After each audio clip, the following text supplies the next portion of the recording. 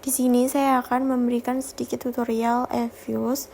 Pertama-tama kita copy dulu datanya. Ditunggu dulu ya. Ini sedikit lemot laptopnya.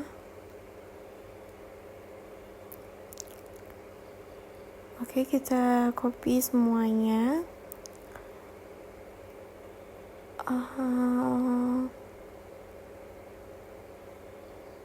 Setelah di copy, kita langsung buka aplikasi Eviews-nya. Ditunggu dulu, mungkin ini Eviews-nya juga lemot.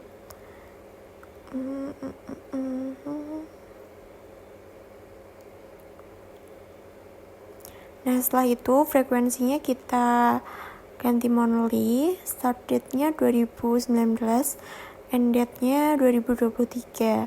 Setelah itu klik OK. Oke, nanti akan muncul seperti ini. Setelah itu klik quick, empty group, edit series, lalu di scroll ke atas. Oke, setelah itu kita paste data yang tadi. Ini sedikit lemot ya. Setelah itu klik view, descriptive stat, lalu common sample. Nanti muncul seperti ini, kita freeze, lalu name. Oke, tunggu dulu ya teman-teman. Underscore 1 deskriptif. Setelah itu oke. Bisa di X tabel hijau dan tabel kuningnya. Maaf banget, ini lemot banget. Oke, delete yes. Kita klik nom, kemudian view, kemudian unit root test, kemudian standard unit root test. Pilih yang level, kemudian oke. Kemudian freeze. Ini probability-nya 0,1343 ya teman-teman. Jadi harus ke freeze difference. Kita freeze dulu ya. Tunggu, ini masih lemot. Name, kemudian underscore 2 S-nom L.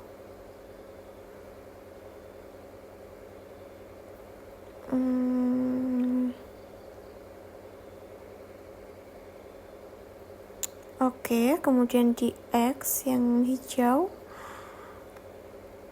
Oke, kemudian di view,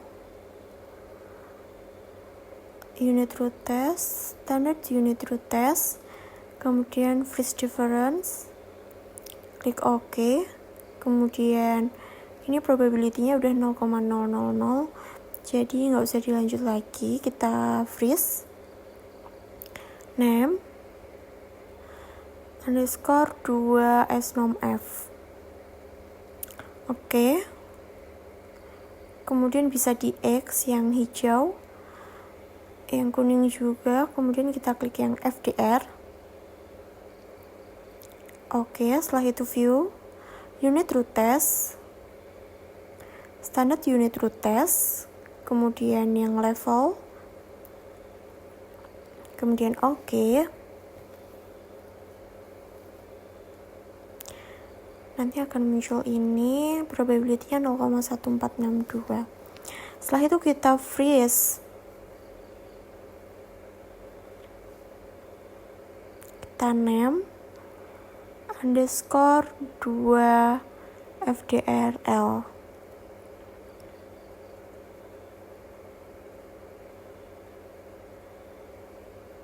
Oke, ini masih lemot.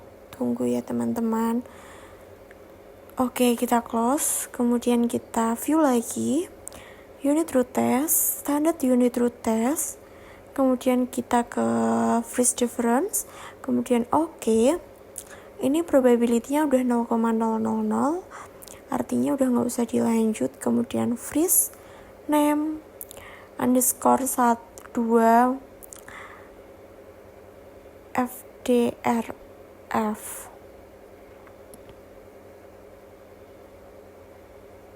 Oke.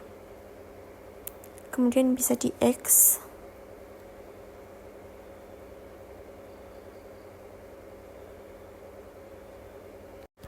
Pengujian stasioneritas variabel norm T-statnya negatif 2,445, probabilitas 0,134, keputusan tidak stasioner.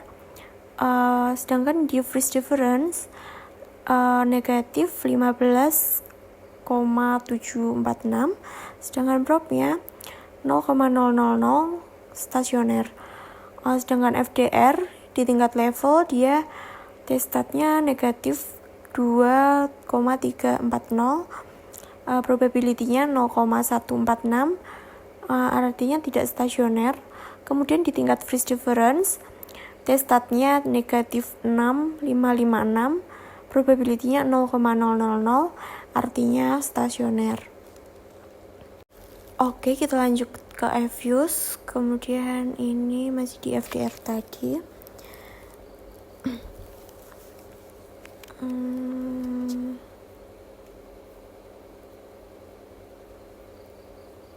Kita X aja, kemudian ini kita kontrol sambil diklik norm dan FDR dan sampai kebalik, lalu open. Bukan, bentar. Bukan. Kita ulangi aja kali ya, sebentar. Norm, FDR. Kepencet. Oke, kemudian open. Kemudian SVAR. Oke. Nah, di sini like intervalnya 1 dan 2. Ini udah nggak usah diganti, biar gini dulu. Kemudian var fractionnya oke, ini. Setelah itu kita nanti akan muncul seperti ini. Kemudian klik view, kemudian klik like struktur, as root tabel, like length kriteria maksudnya. Kemudian ininya 5, 6, setelah itu oke. Setelah itu nanti muncul seperti ini. Ini bintangnya itu kan ada di 2 ya teman-teman. Setelah itu bentar,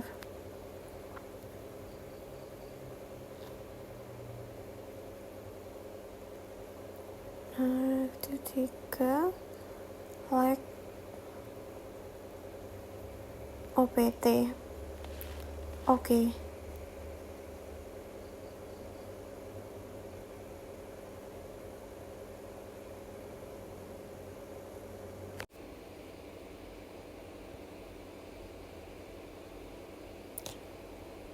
Penentuan order lag optimum. Penentuan lag optimum didasarkan pada tanda bintang yang meliputi pengujian penelitian lag optimum, didasarkan pada ukuran AIC, atau boleh menggunakan ukuran lainnya seperti SC atau HG. Tanda bintang pada besaran AC tersebut pada lag 2, maka lag optimumnya adalah 2. Oke.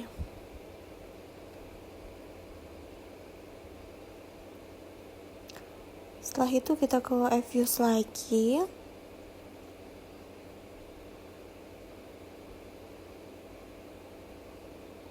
Kita X semuanya, lalu ini view.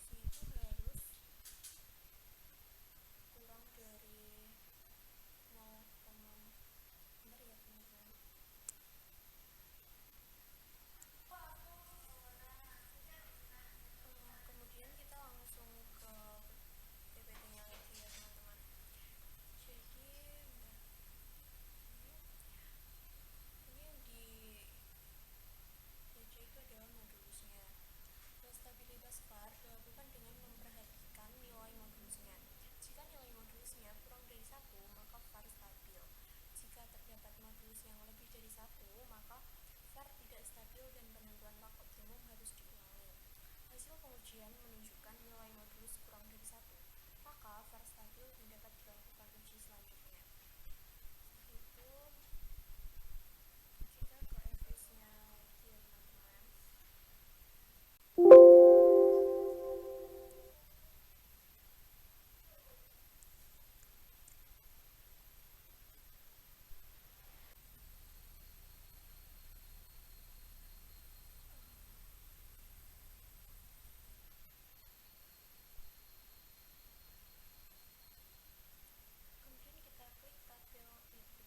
Kemudian kita klik view ini, kemudian kita klik ke integration test. Ini pilih nomor bukti ya teman-teman, kemudian klik OK. Lab intervalnya ini udah benar 1 dan 2, jadi kita langsung klik OK aja. Oke, nanti akan muncul seperti ini. Kemudian seperti biasa kita freeze, kemudian name.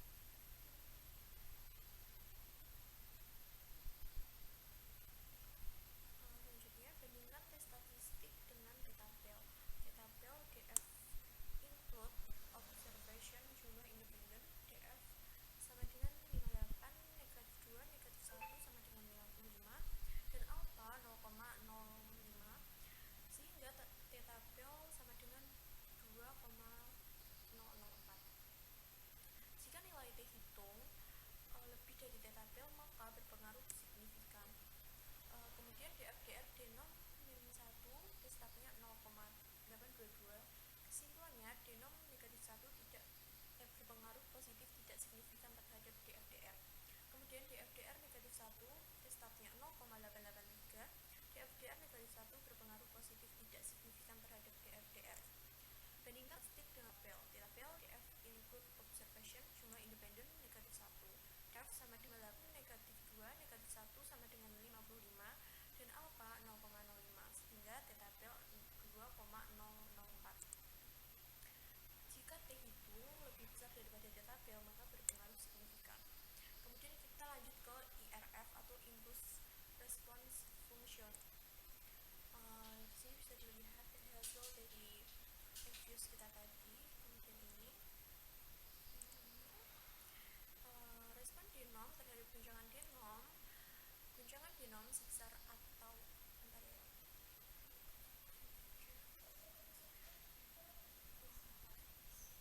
guncangan denom sebesar 1 standar deviasi pada bulan 1 akan menyebabkan peningkatan pada denom sebesar 0,206 atau 20,6%. Pada bulan kedua, guncangan denom menyebabkan penurunan pada denom hingga negatif 0,113 atau 11,3%. Pada bulan ketiga, guncangan denom menyebabkan penurunan denom menuju 0,062 atau 6,2% dan seterusnya. Respon denom terhadap guncangan denom mencapai keseimbangan mulai bulan 13 hingga seterusnya dan menuju 0. Kemudian kita lanjut.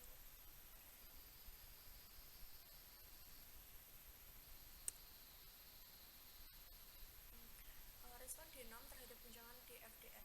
Guncangan denom sebesar 1 standar deviasi pada bulan 1 akan menyebabkan peningkatan pada DFDR sebesar 0,000 atau 0%. Pada bulan kedua, guncangan denom menyebabkan peningkatan pada DFDR hingga 0,008 atau 8%.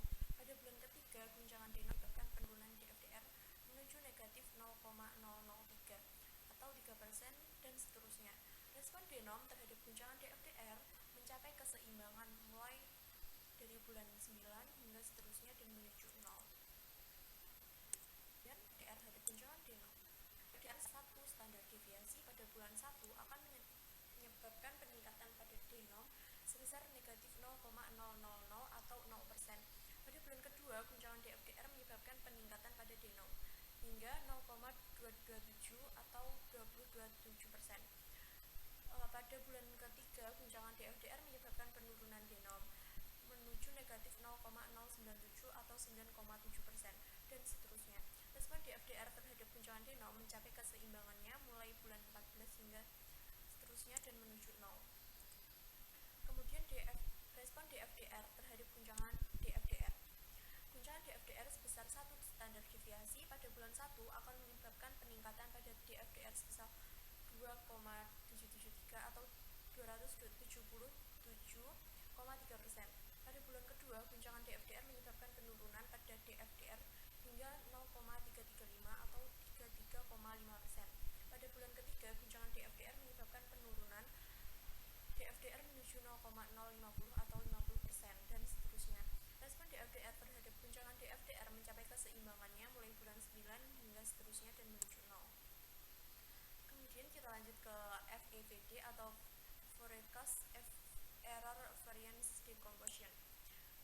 Kemudian ini bisa kita lihat tadi hasil dari reviews yang kita dapatkan. Kemudian kita lanjut lagi aja.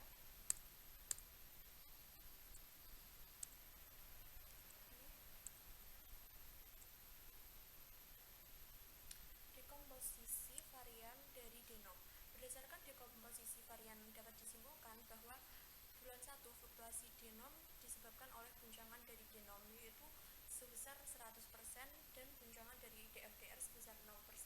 Kemudian dari bulan kedua hingga 9 tampak dominasi guncangan denom mulai menurun dan diimbangi dengan pengaruh guncangan DFDR yang mulai meningkat sebesar 99,85% untuk guncangan denom dan sebesar 0,15% untuk guncangan DFDR.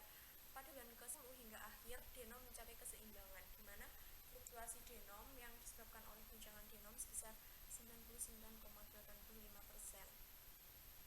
Karena Karena DFDR dan denom tidak berpotongan, artinya DFDR tidak berpengaruh signifikan terhadap denom, atau pengaruh yang diberikan DFDR terhadap denom tidak dominan. Lanjut lagi. Dekomposisi varian dari DFDR. Berdasarkan dekomposisi varian dapat disimpulkan bahwa pada bulan 1 fluktuasi DFDR disebabkan oleh guncangan dari DFDR itu sendiri, yaitu sebesar 100%. Kemudian mulai dari bulan kedua hingga ke-13 tampak denom mulai mempengaruhi DFDR. Meskipun pengaruhnya tidak terlalu dominan dengan perbandingan dominasi DFDR sebesar 99,17% dan denom sebesar 0,83%, pada bulan ke-13 hingga akhir DFDR mencapai keseimbangan, di mana fluktuasi DFDR itu yang disebabkan oleh guncangan DFDR sebesar 99,17. Karena DFDR dan denom tidak berpotongan, artinya denom tidak berpengaruh signifikan terhadap DFDR, atau pengaruh yang diberikan denom terhadap DFDR tidak dominan. Sekian presentasi dari saya. Apabila ada kurang lebihnya saya mohon maaf.